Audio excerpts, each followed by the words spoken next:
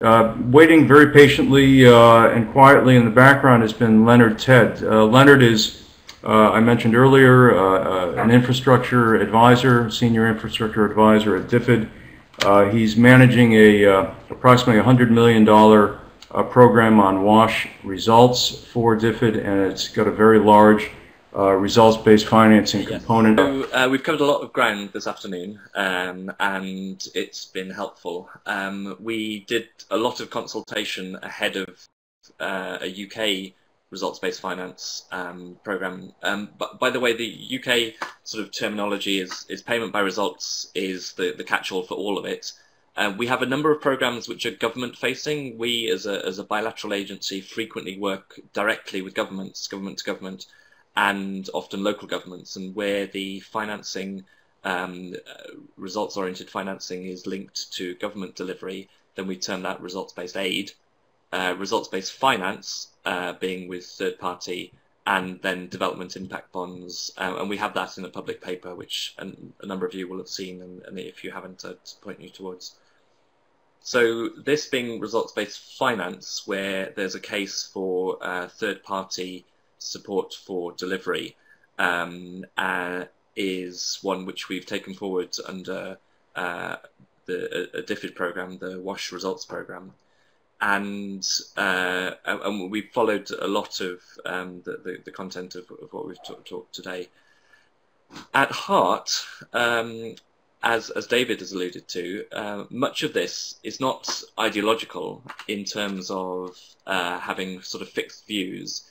It just relates to trying to identify at the outcome level collectively what we're trying to achieve. It's fairly clear in the sector in that we've got joint, and the other thing to say about the DFID program is it sort of was originally conceived as a last push within the current MDG set. So it's very aligned to the MDGs as we make a final push against these, sanitation in particular being so off track, ahead of what will follow with SDGs, which will, according to their characteristic, be more around universal access. But just in terms of a results program, we were trying to think this through with commercial perspectives in mind, that we wanted to use competition. We wanted to see how potential suppliers, potential partners that we could work with would stack against each other on a unit cost or on value for money.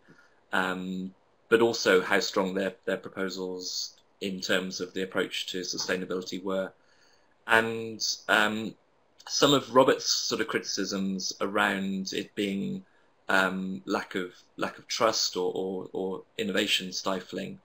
And there, by the way, there are a number of people in this seminar today who are working in partnership with DFID on this program. So do come in if there's anything that you don't agree with.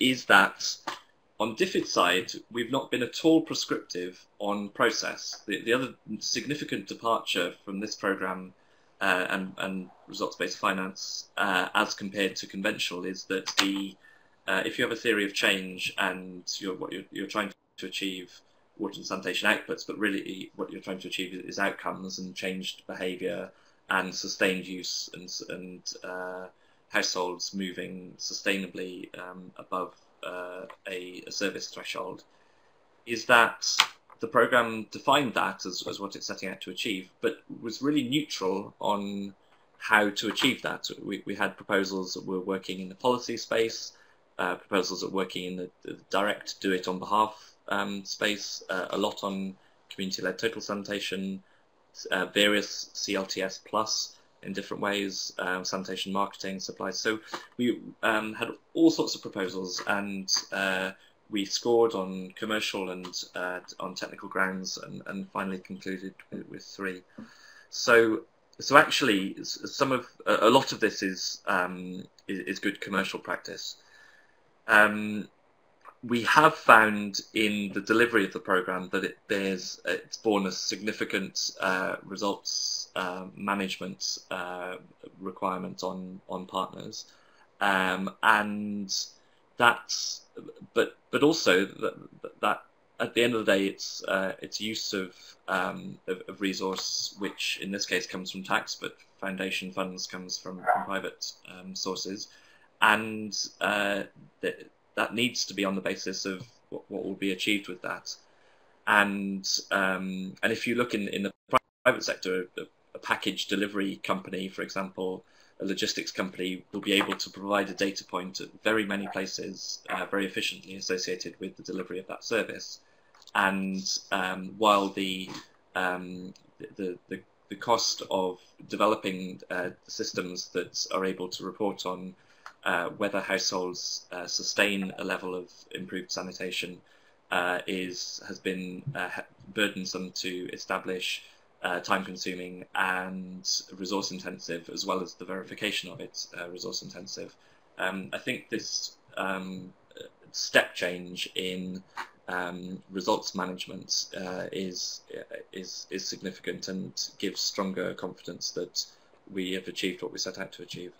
Those are some headlines from us. We are investing significantly in learning, and there'll be plenty of product on key findings from this, which we'll share. Okay, I know that some of the chat earlier, I believe, was asking you about project information, and I know that in my research for the webinar as well, I found it hard actually to find information on your project. So it would be great if you could release some new information, updating on DFID's efforts in RBF. I think the community would very much appreciate hearing more about your project, since it's such a critical one for the sector.